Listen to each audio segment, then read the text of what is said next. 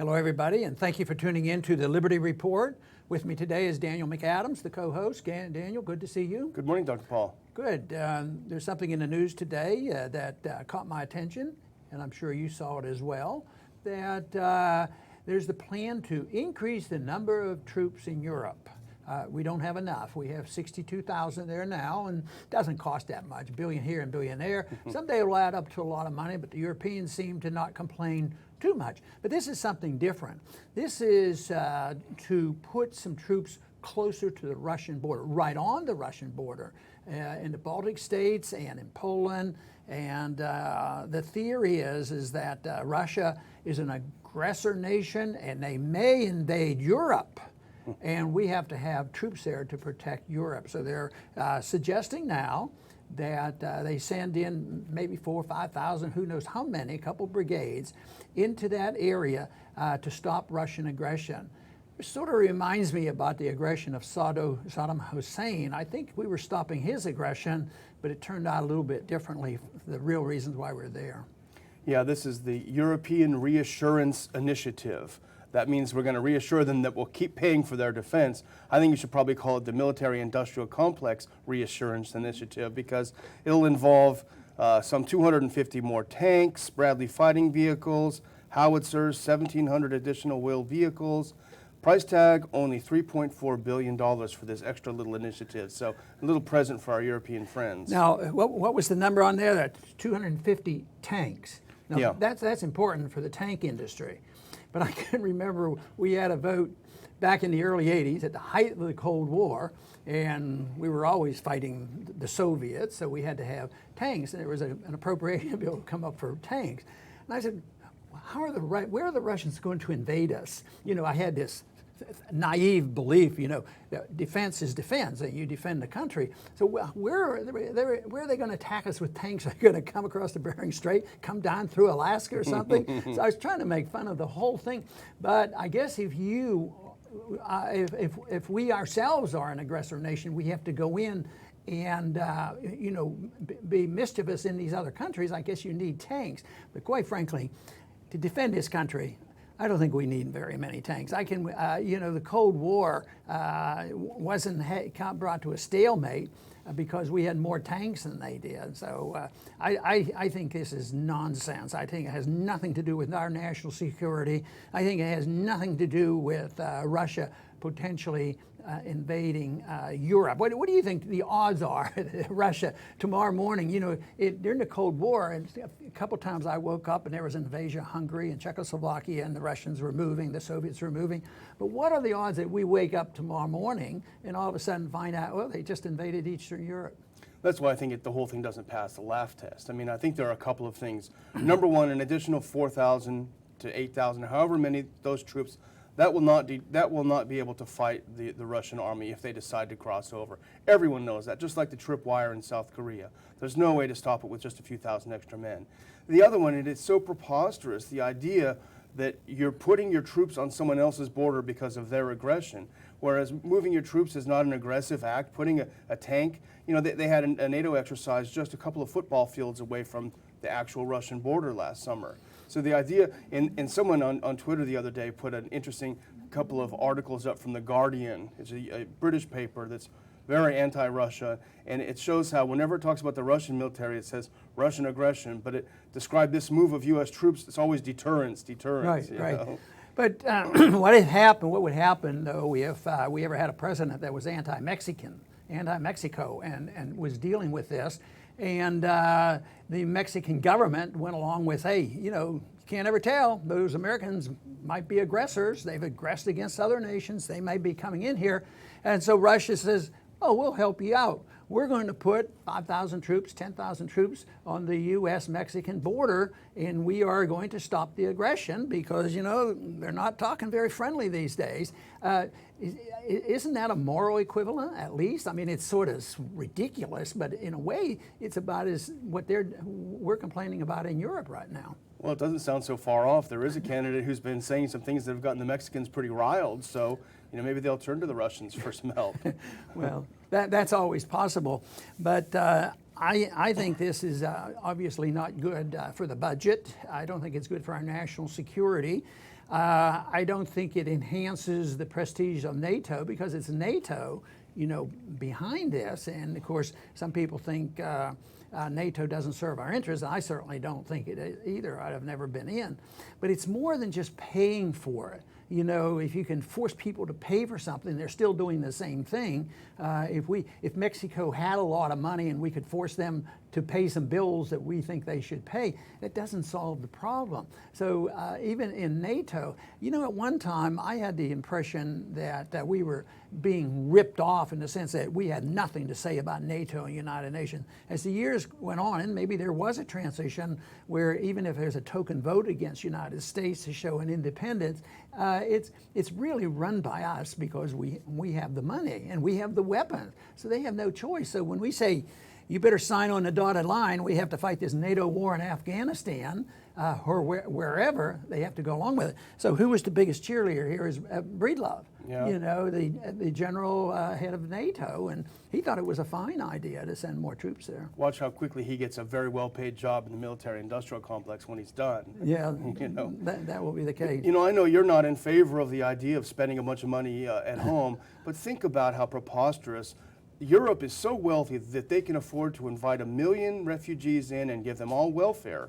But when it comes to taking care of their own defense, the U.S., with crumbling infrastructure, with students in more debt than they've ever been in their lives, with an economy completely in the tank, bankrupt country, somehow we can afford, talk about a ripoff, we can afford to provide them all the security they want. Well, it looks like maybe some Europeans are waking up because they're sick and tired of what's happening to their country.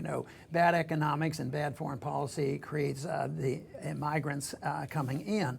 And some Americans are waking up too. Here, they're sick and tired of it, and it never hurt me to talk about bringing troops home and saving the money. And of course, my idea was leaving the money here and let it come into the marketplace, and people would be a lot better off. But with this effort, though, I think the odds aren't very good that they're going to quit this. But the American people, are starting to think that way. But then again, look at the candidates. Can you be weak on rebuilding the military? They're all for rebuilding the military. The one person that said wait a little bit on this is no longer a candidate, and of course that's Rand. But the rest of them, they can't be more hawkish and more spending money, and they're all dedicated to helping the poor, like you point out. What are we doing with them? And in one of my positions, and I could be criticized for this, but if I could cut $10 billion out of foreign expenditures, put $5 billion to cut the deficit, and spend $5 billion trying to help people through a transition, the people who are totally dependent on government medicine, and help them out, you could have a transition. I never had the dream that would happen, but it's a theoretical way of doing it. But the American people aren't even ready for this. So all they have to do is hear one thing, and it's blown way out of proportion. I guess it was just yesterday or so, there were 16 people arrested that said, well, they look like they could be jihadists. It was Arizona or someplace there. California, I think. California. So that'll stir it up. So they are inclined not to listen to any logic at all on changing the foreign policy. It's funny, even the one candidate who's built his entire campaign on giving away free stuff won't say where he's going to get the money. He won't say, well, I'm going to cut the military and give you guys all the free stuff. But the other thing, the other side of this whole issue is the idea of the justification, which is Russian aggression. And it's a word that's thrown up, it's a phrase that's thrown about constantly, but what is the Russian aggression? It was the U.S. that fomented the coup in Ukraine. It was the U.S. who backed the overthrow of the legitimate government there. And it's turned out as badly as the other U.S. regime changes like Libya and Syria and others. It's turned out badly, but it was the U.S. that you could argue was aggressive. We went thousands of miles away to try to change their government for them, And Crimea, they would say another thing. First of all, that's none of our business. I remember when that first happened, you wrote for USA Today an article, something about who cares what flag flies over Crimea. But this is a little area that is majority Russian. It was part of Russia for hundreds of years. They had a referendum there. They decided to move back to Russia. What does it matter to us? Why is this justify billions of dollars? But I was thinking about, there is one place where Russia has been aggressive, and that's in Syria. As a matter of fact, just over the weekend, they were working with the Syrian troops to kick ISIS out of Palmyra. You know, so the one and nobody said a word here in the U.S. about it. And we didn't even cheer, did we? We didn't. Nobody cheered. We didn't cheer. They were getting rid of ISIS for us. You know, that's it. This whole aggression thing it's something that they repeat. It's an empty slogan. Yep, but they get away with it, and I think that we have to recognize the success of the propaganda machine. Most people didn't want to go to war, the Persian Gulf War or the Iraq War. They were against it, but their minds were changed because of how evil Saddam Hussein was. And he was an aggressor. He was about to invade other countries. He was such a danger. And so the people changed their mind. They used the word aggression and fear to build it up, and they will come here. Saddam Hussein was capable of launching a nuclear weapon, a weapon of mass destruction all the way over here. And there was nothing to it, but the people believed it because it was incessant by the politicians and the special interests, the military-industrial complex. They did it, and then the media never helps out, you know, in saying, hey, you know, what's the other side of this coin? Sometimes when the other side you know, expresses themselves, they can lose their job if they happen to be in the media. So that is a big problem, and we always keep hoping that there's an alternative to getting a message out, and we want to do our best to use the internet to get information out, because we're not going to get a job on the major media, and they're not going to all of a sudden say, you know, this is silly. This isn't even going to be in the news. This should be more spending and more accusations, and people already have been conditioned to really blame Russia for everything. Now, and our risk is, as soon as you say, you know, this is, look at this objectively, is, oh, you're un-American, America's at fault, and the Russians are good people and all. But it's a moral principle. What responsibility do we have? And then if we overstep, that it's not very practical. You know, if they could always argue, well, you guys didn't want to do it, but we went in and everything came out peaceful. Yeah. But it hasn't worked that way. Just look at the Middle East. And they say, you know, we're more troops to the Middle East right now, more troops to Iraq, more troops on the Russian border. So it's hard to understand why somebody's antenna doesn't go up. But just think of the millions and millions of people, if you add them all up, to all the debates here in the past year, and they're still going on. But nobody really tries to change the people's opinion. Oh, you can't change people's opinion during campaign. You have to play. You have to play to their prejudices in order to get their vote. You know, if they have this position, we'll recognize it, and we're going to get votes that way. That's called coalition building. Well, we ought to have coalition building between progressives and libertarians on a pro-peace movement. That's the coalition I'd like. Yeah, and you know, it's the other thing that's, you know, interesting. A lot of these countries that are going to have these troops stationed are economic basket cases. They've taken the bad advice of American Keynesians who went over there and told them how to redo their economy, and their economy is in the tank. So they're going to benefit from having these troops there. So there's a boon for these countries. The other thing, as you started out saying, the whole idea that Russia is going to come and invade Europe is so preposterous.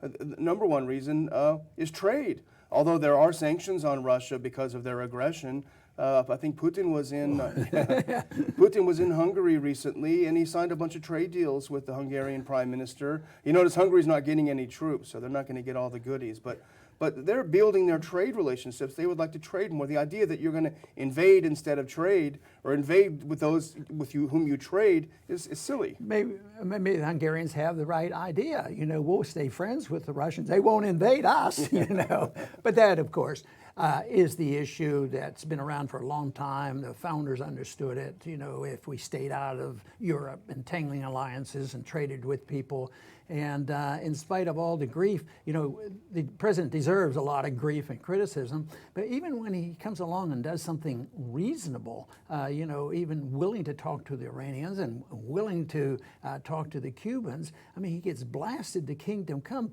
But I don't recall, Nixon got some grief, but I don't think he got nearly the grief that Obama got for talking to the Cubans after all those years. But I know we're better off with China, and they're still a violator of human rights, but we're still violators of human rights. We have our prisons overflowing, and I just had somebody call the other day, and they had a son who had a really serious drug problem, and it never committed a violent crime, never injured anybody, but this is his third time. They're concerned he could be put away for life. And if that isn't a violation of putting somebody in prison for a disease, we don't put alcoholics in prison for life because they drink, you know. So it's a real tragedy what's going on. And you don't have to be a fan of Putin or of Russia to not want to spend billions of dollars defending rich Europeans. That's right. And pretty soon that'll all end because we're going to run out of the money. We won the Cold War, and it wasn't because a certain president and a certain party really pushed for massive increases in military spending. That had nothing to do with it. It had to do with the bankruptcy of the Soviet system, and they had to back out, and their troops went home. Yes, they're better off now economically, and also they're aggressively protecting their borders. I don't believe they're practicing true aggression where they're taking over new countries, but they have one ally not connected to the Russian government and Russian land, and that's Syria. How's that compared to our 130 countries where we have troops? But, you know, this is risky business. You're not allowed to criticize one's own government because then you're unpatriotic. And I was taught, and I truly believe a true patriot is willing to look at the truth, and if a government and the politicians are doing the wrong thing, that you're willing to say it and try to convince people of what is happening. That, I think, is the important thing to do, is try to get the truth out and explain why non-aggression, non-intervention in foreign policy is just as important as non-intervention in economic policy. And under those conditions, I think that is the path to peace and prosperity.